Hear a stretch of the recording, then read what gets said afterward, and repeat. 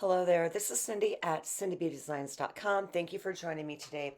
This is the scrapbooking page part or portion of this week's video featuring the Autumn to Remember scrapbooking workshop kit. And again, you get those great directions. You do 3 layouts, each is a double page layout with those, well, again, great directions. And it tells me exactly what to cut because honestly, this was not like riding a bike to me at all. So I really crushed on those directions and got everything pre-cut except for the banners. And I have a great secret for you to get perfect size, banners at the end when you're cutting a piece of cardstock that large. So you're going to see me fiddle with those directions a lot because I keep losing my space. Because how you want to cut is towards the front of the guide, and we're doing that page right there, and that's towards the back of the guide. And I think we're doing the very last page, like 3B or something. And those panels I cut, if I remember, they're going to be 1H, I, and J. So we are going to start out with our 12 by 12 old olive card base there, and that is from the kit. And I cut another piece of designer series paper from the kit down to 11.5 square, and I'm going to layer that on top of the old olive with our snail adhesive. Now remember, in the scrapbooking workshop kit, you have absolutely everything you need to have to do those cards in that kit and make all 6 of the pages. But if you want to add something onto it, grab the stamp set, which is called Autumn to Remember. And in the last video, I told you how I used the one in the Sweet collection because of the big sentiments. So I cut that bottom strip down there, 2.5 inch, and that is a sticker. I got tired of messing with it to pull it off. So I pulled the thin strip in between those 2 stickers off of the sheet and just went ahead and laid that down and made it 11.5 by cutting the tail off there. You are going to see a lot of headshots because I didn't zoom out, and I wanted to be right on top of this, get everything lined up. I did not cut that one down small enough, but I did cut the other 2 down small enough. And those panels are going to be 3.5 inches across, all of them, I think by 10. But they are going to be different lengths where I cut the banners out of them. So they're staggered on the page, more so like, well, what it shows you in the directions. And I'm pointing there to some of the guides there that show me exactly how to cut everything.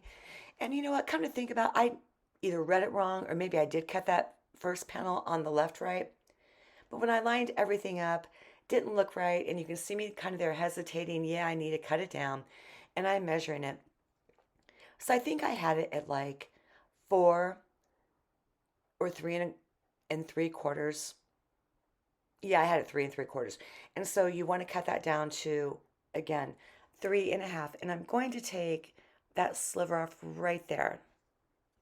So now I have all my panels the same width across, and I'm lining them up there on our page. I'm grabbing in my ruler, which is my favorite ruler, and the manufacturer's over there on the left because I have those lines going across up and down, and that really helps me to measure everything out. So since all those panels are 3.5 across, the exact halfway point is going to be at 1 3/4 inches. And I'm just going to make tick marks on all 3 of those little banners there so I know where to cut. And I'm going to cut up, well, they're going to be cut the same, but some is going to be higher than the other or lower than the other. You can see where I'm putting my tick marks. And I see a lot of people do that. They'll cut it in and then flip it over and then cut it in again. I just pretty much cut it in. So I got the large scissors doing that. And I have a great hack so you don't have to wing it so much. Take that after one cut, fold it over just like that, and then cut along the line as you see me do. And boom, there you go. Perfect cut. With the green one, I kind of messed up a teeny tiny bit at the center point there, I just didn't cut in far enough, but my hack still worked. And I do end up not necessarily fixing it, but just evening it up a little bit for me. And then we're going to move on to that cute little panel over to the right. When you want to stagger them though, cut off the top like I just did. And that way you have way more control over how your panels are going to look. So I'm finishing up my little sheet there and cutting down our panels. And I really forgot how much adhesive scrapbooking takes with the glue, the seal adhesive and everything like that. So that is where I'm cutting in that middle panel a little bit more. If you have a nail file or get a pedicure or something, those big sanding blocks that they have, I normally do that right in the middle there if I have to do that. So at this point in time, I'm going to get all those panels down with seal adhesive, and you can see how they are staggered there a little bit. And I want to line them up top to bottom, left to right. Oh, I had to stop there because someone's cutting their lawn and those sneezes just came on. Again, I'm out of frame at the top and I apologize for that because I did not zoom out. But where I'm lining up the top, and I am using our liquid adhesive, not seal, is on, it's not going up the top onto the old olive paper, it's going onto that wood grain paper, and that's how I'm lining it up. And again, I'm kind of sorry for the messy headshots there. And I have this mini speedball roller that I use just to help get the adhesive down so it sticks and my banners don't move or anything like that. So you can see how they're lined up left to right and how they're staggered at the bottom there. So what I've done with this page is 100% case it from the brochure there, because like I said, this is not me learning how to ride a bike again. It did not come that easily to me. However, I do see a lot of mixed media that I can pull off with this and our other scrapbooking kits, and I'm looking forward to unpacking that at a later date and time. So right now I got the arrow, and after this, like, I'm going to get 3 of the trees from that chipboard little panel there, and I'm popping that on with liquid adhesive, trying to line it up towards the left of our designer series paper there, the brown with the little trees on top. Way too much adhesive. So I'm popping that down, letting it set up for a minute, and then I'm going to bring in that my embossing tool there that's still loaded with powder from the last video. Shake it off without trying to sound like Taylor Swift. Okay, I gotta stop. Okay, I had a laugh about that, and that's why I'm back now. So got that down, got my Swiffer cloth to get that powder off, and moving on. Now, one thing I did not pay attention to with that little panel there that our picture's going to go on, from left to right, I did not center that at all, so pay attention to that, because or did I? I did, okay. I was looking at the far right of the wood grain paper rather than in between our strips there.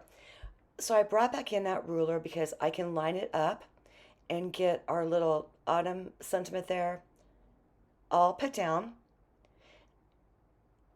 I'm pulling our tape off, and I think at this point in time, yeah, I'm going to put a bunch of liquid adhesive on the back and then get that adhered down on top of our